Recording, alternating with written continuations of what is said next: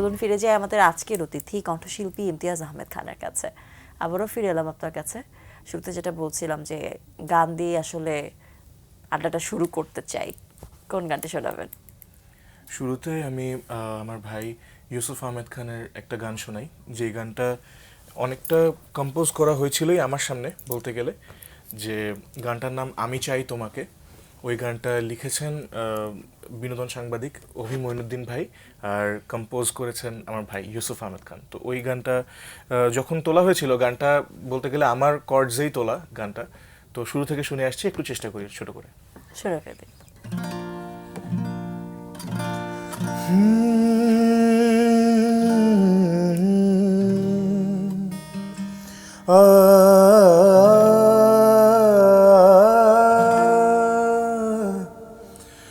আমি চাই তোমাকে, তুমি করে নাও তোমার আমাকে।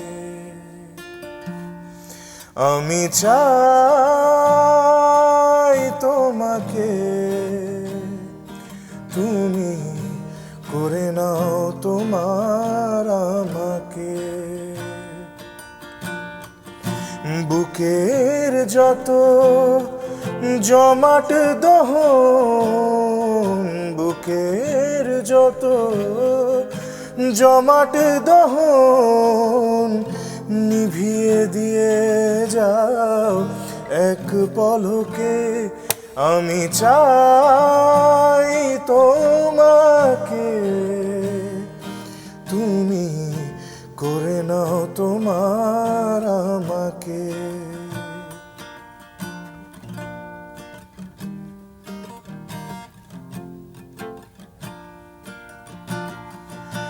এমনি করে আর কতদিন বুকের ভেতর জমা কষ্ট রঙিন, নেই তো আর কেউ তো দেখার।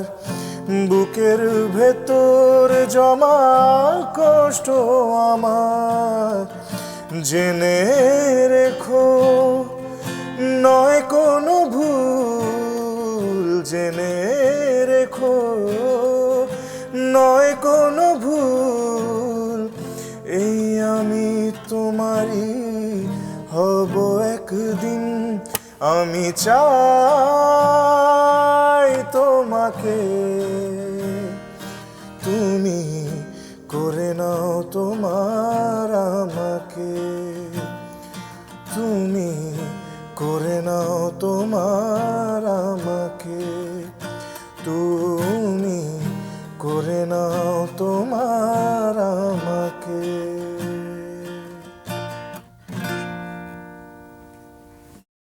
চমৎকার, অনেক ধন্যবাদ।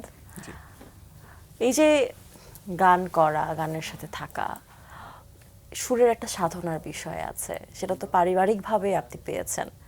নিজের মধ্যে বাড়তি আর কি কি তাগিদ অনুভব করেন সঙ্গীত শিল্পী হিসেবে? একেবারেই ছোটবেলা থেকে যেহেতু মিউজিক শিখেছি বাবার কাছ থেকে, আর একটু বড় হওয়ার পরে রেকর্ডিং স্টুডিওর কাজগুলো শিখছি ভাইয়ের কাজে।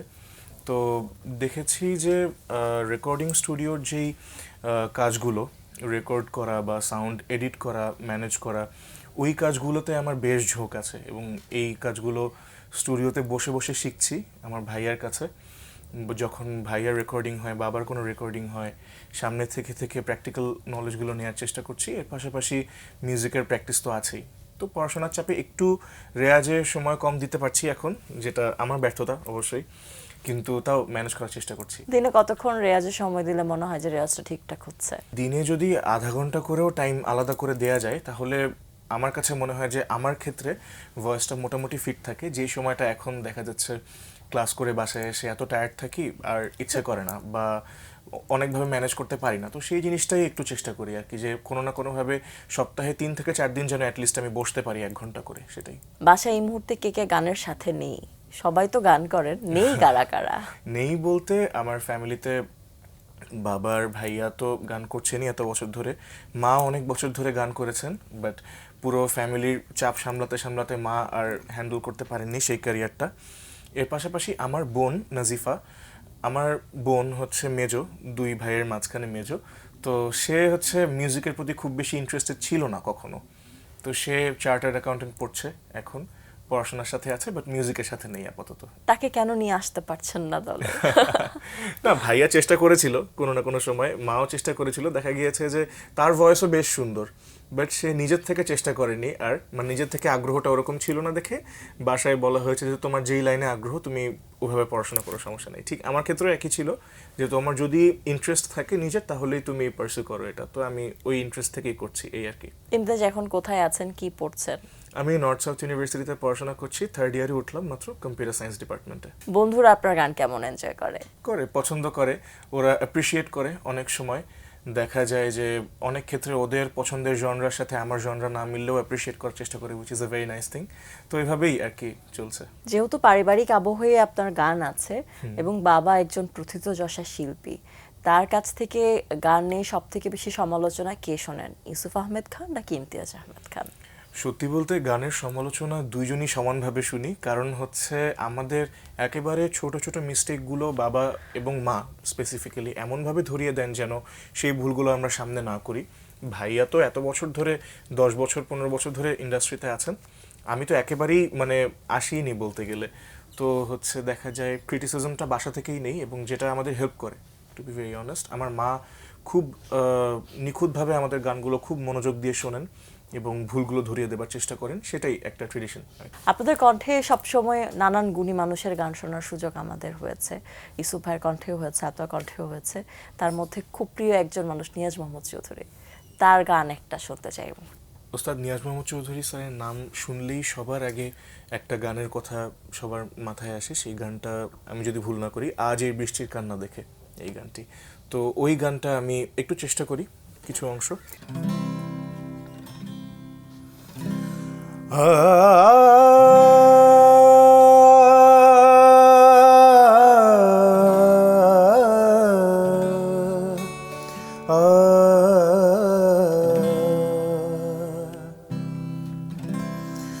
মনে পড়ল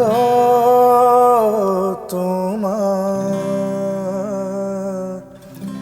ও শুভরা দুটি চোখ, তুমি ব্যথার কাজল মেখে লুকিয়েছিলে ওই মুখ।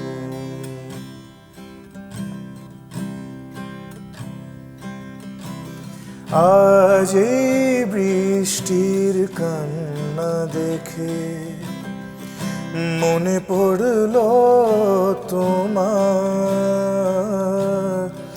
ও শুভরা দুটি চোখ, তুমি ব্যথার কাজল মেখে লুকিয়েছিলে ওই মুখ, তুমি ব্যথার কাজল মেঘে লুকিয়েছিলে ওই মুখ।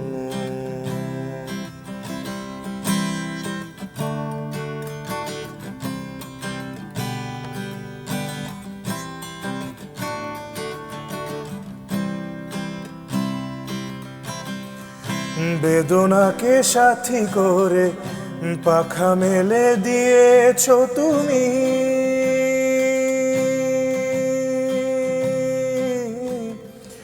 কত দূরে যাবে বলো, কত দূরে যাবে বলো, তোমার চলা সাথী হব আমি।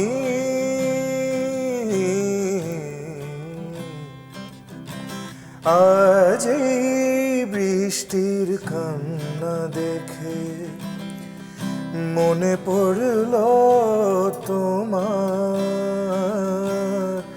ও শুভরা দুটি চোখ, তুমি ব্যথার কাজল মেখে লুকিয়েছিলে ওই মুখ, তুমি ব্যথার কাজল মেখে লুকিয়েছিলে ওই মুখ, তুমি ব্যথার কাজল মেখে লুকিয়েছিলে ওই মুখ।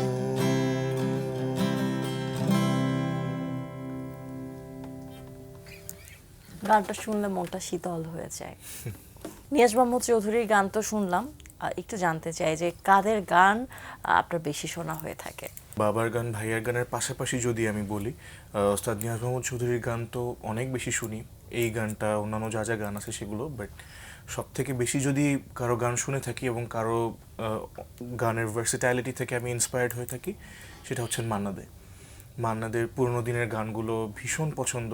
আর এত স্টাইলের, এত জনরার গান উনি করেছেন, আমার মনে হয় ইন্সপিরেশন নেওয়ার মতো একটা নাম, এপার বাংলা ওপার বাংলা মিলিয়ে। এর পাশাপাশি বাংলাদেশে সুবীর নন্দী স্যারের গান বেশ শোনা হয় পুরোনো দিনের গানের মধ্যে, খানাতর রহমান স্যারের গান বেশ শোনা হয়। তো অনেক গান এভাবে শুনি। বেসিক্যালি আমার একটু পুরোনো দিনের গান, একটু ক্লাসিক ধাঁচের গান বেশি পছন্দ, কিন্তু আমি সব ধরনের গান শুনে অভ্যস্ত।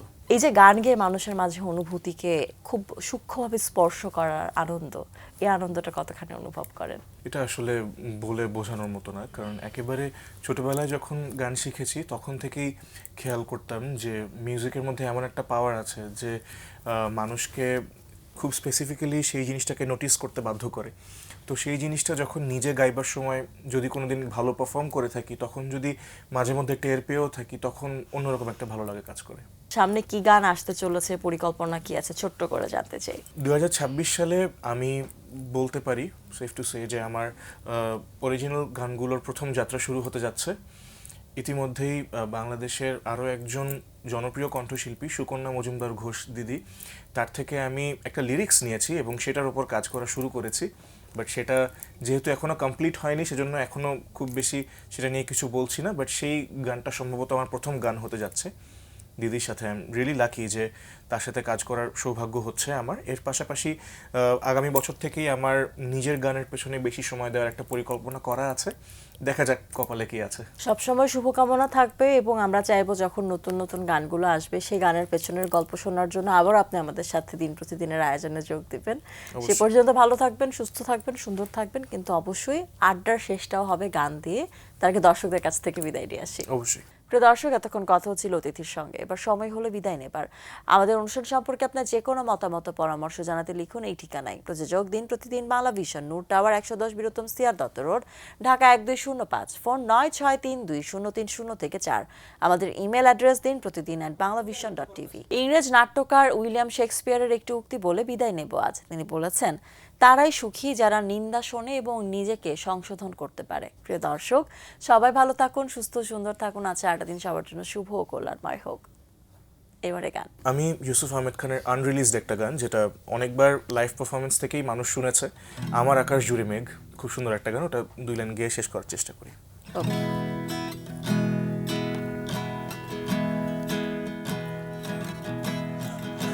আমার আকাশ জুড়ে মেঘ, দু চোখে শ্রাবণ, শ্যাম তুমি হলে না আপন। হায় শ্যাম তুমি হলে না আপন। আমার আকাশ জুড়ে মেঘ, দু চোখে শ্রাবণ, শ্যাম তুমি হলে না আপন। হায় শ্যাম তুমি হলে না আপন।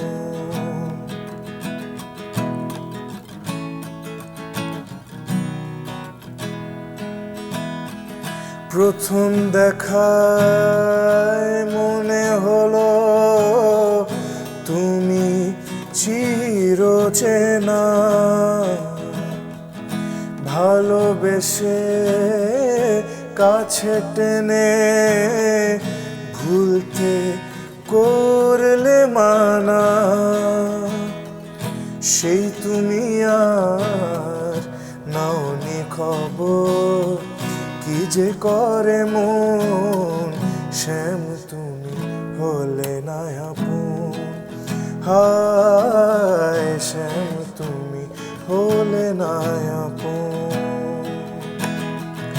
আমার আকাশ জুড়ে মেঘ, দু চোখে শ্রাবণ, শ্যাম তুমি হলে না আপন। হায় শ্যাম তুমি হলে না আপন। হায় শ্যাম তুমি হলে না আপন